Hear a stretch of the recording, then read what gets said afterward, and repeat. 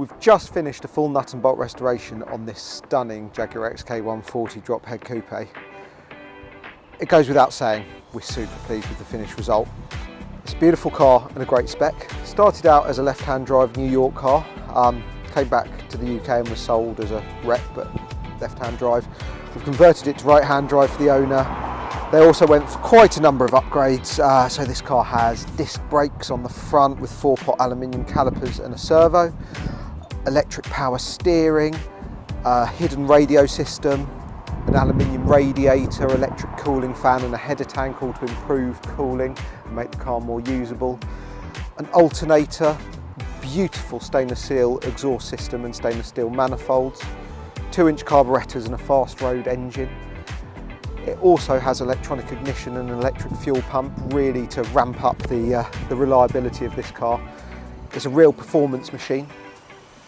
The icing on the cake, in my opinion, of this car is the gearbox though. This, when it was originally built, had the 3-speed automatic gearbox that was of the period, and frankly they leave something to be desired. We have upgraded this car with a 4-speed automatic gearbox. A lot of people will say, oh, it's an XK, it should really be manual, and yes, there's a lot to be said for manual cars, but I personally love an automatic XK with this gearbox. The engines are nice and torquey, so the power delivery is great.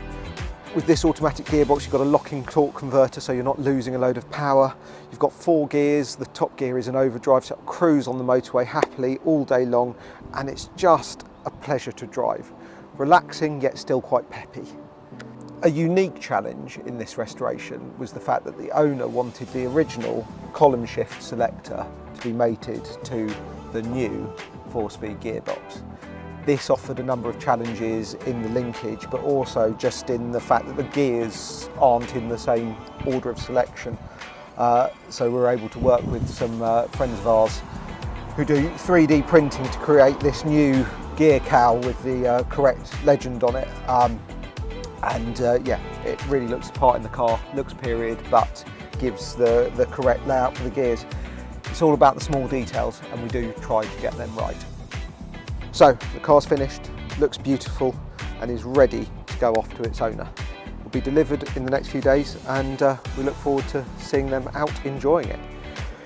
If you have any questions about our restorations, our upgrades, or this journey, please get in touch, visit our website, and follow, subscribe for more. See you on the next one.